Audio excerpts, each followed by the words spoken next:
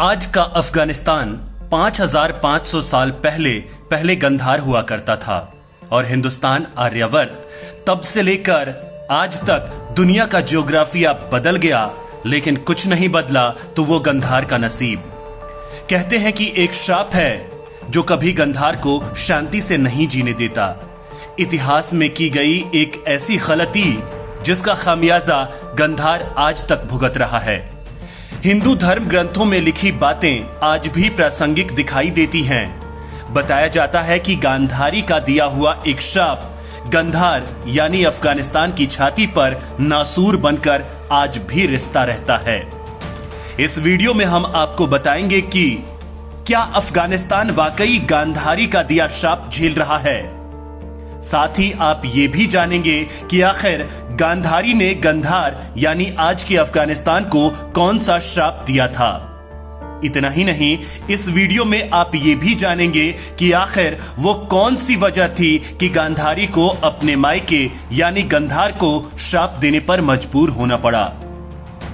हिंदू ग्रंथ महाभारत के अनुसार पांडवों के पितामह भीष्म ने गंधार राज परिवार के ज्यादातर लोगों का वध कर दिया। कहा जाता है कि तब से लेकर आज तक मौजूदा अफगानिस्तान और तब के गंधार तक ने कभी चैन से सांस नहीं ली। कई अध्ययनों में यह बात साफ हुई है कि अफगानिस्तान का महाभारत के साथ काफी गहरा रिश्ता है। अफगानिस्तान की पेशावर घाटी और काबुल नदी घाटी तक महाभारत का इतिहास फैला हुआ है। नवंबर 2013 में एशिया और अफ्रीका की तरफ से हुई एक स्टडी में यह बात साबित हुई थी कि अफगानिस्तान का हजारों साल पहले महाभारत से खास रिश्ता है। विशेषज्ञ बताते हैं कि गंधार साम्राज्य आज भी अफगानिस्तान में है और इसे अब कंधार के नाम से जाना जाता है। आज गंधार का एक बड़ा हिस्सा उत्तरी पाकिस्तान और कुछ हिस्सा पूर्वी अफगानिस्तान में है। गंधार साम्राज्य पोथोहार, पेशावर घाटी और काबुल नदी घाटी तक फैला था। गंधार शब्द का जिक्र ऋग्वेद, उत्तर रामायण और महाभारत में मिलता है। महाभारत की घटना ही वो कारण था जिसे गंधार को शापित करने का सबब माना जाता है। इसकी पूरी कहानी अब आपको तफसील से बता देते हैं। आगे बढ़ने से पहले आप ये तो जान ही गए होंगे कि इस वीडियो कंटेंट की पहली, दूसरी और तीसरी हाईलाइट का जवाब भी आपको मिलने वाला है, जो है क्या अफगानिस्तान वाकई गांधारी का श्राप झेल रहा है। साथ ही आप ये भी जानेंगे कि आखिर गांधारी ने गंधार यानी आज के अफगानिस्तान को कौन सा श्राप दिया था और आखिर वो कौन सी वजह थी कि गांधारी को अपने मायके यानी गंधार को श्राप देने पर मजबूर होना पड़ा। महर्षि वेदव्यास के लिए ग्रंथ महाभारत के मुताबिक करीब 5500 साल पहले राजा सुबल गांधार पर राज करते थे। उनकी एक बेटी भी थी जिसका नाम था गांधारी। जिस दौर का जिक्र महाभारत में मिलता है उस दौर में आर्यावर्त की सीमाएं गंधार से लगा करती थी। तत्कालीन हस्तिनापुर और आज की दिल्ली, मेरठ, मथुरा, बुलंदशहर, आगरा और आसपास के इलाके हस्तिनापुर साम्राज्य का हिस्सा हुआ करते थे। इसी हस्तिनापुर के राजकुमार थे धृतराष्ट्र, जिनके साथ गंधार की राजकुमारी गांधारी का विवाह हुआ था।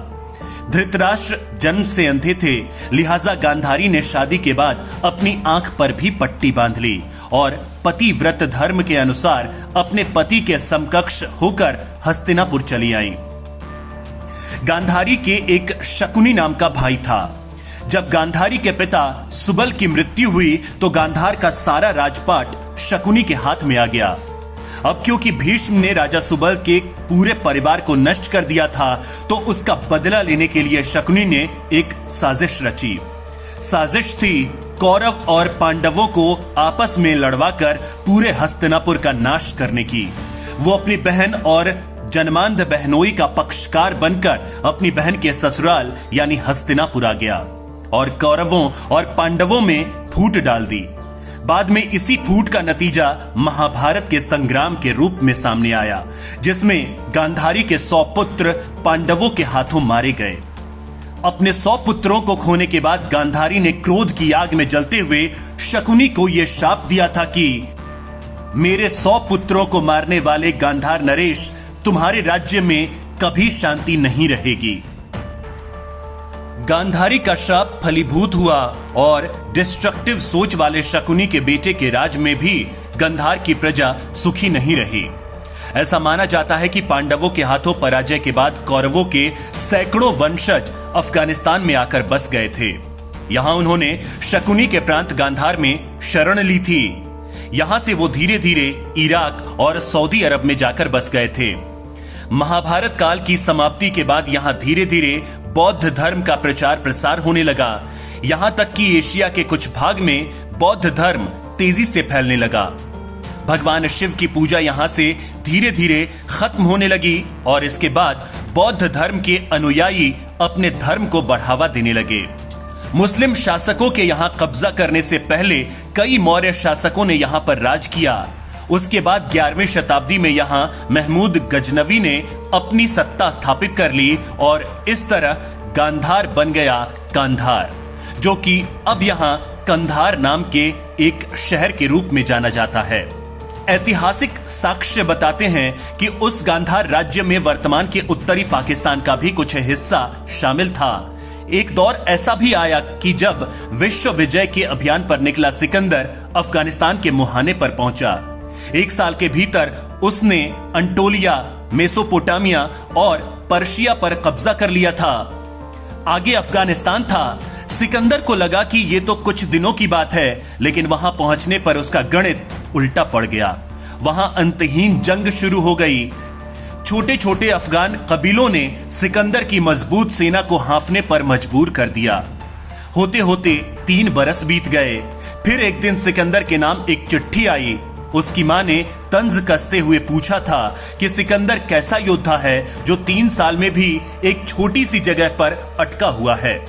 सिकंदर ने चिट्ठी पढ़ी। उसने एक थैली में अपने आसपास की मिट्टी भरी, साथ में एक संदेश भेजा, मां, इस मिट्टी को अपने घर के अहाते में बिखेर देना। सिकंदर की मां ने वैसा ही किया। अगले ही कुछ दिन से मैसिडोनिया के कुलीन लोग आपस में लड़ने लगे। वहां भयानक मारकाट मच गई। उसी समय से एक कुख्यात लोकोक्ति चली आ रही है, Afghanistan is the graveyard of empires, यानी अफगानिस्तान साम्राज्यों की कब्रगाह है। सिकंदर ने बाद में अफगानिस्तान को जीता भी, लेकिन बहुत लंबे समय तक उसका राज नहीं चला। जितने भी समय शासन रहा वहां खून खराबा होता रहा। 19वीं सदी में यही हाल ब्रिटिश राज का हुआ। दुनिया के तमाम हिस्सों पर कब्जा करने वाले अंग्रेज अफगानिस्तान पर कभी तसल्ली से शासन नहीं कर पाए।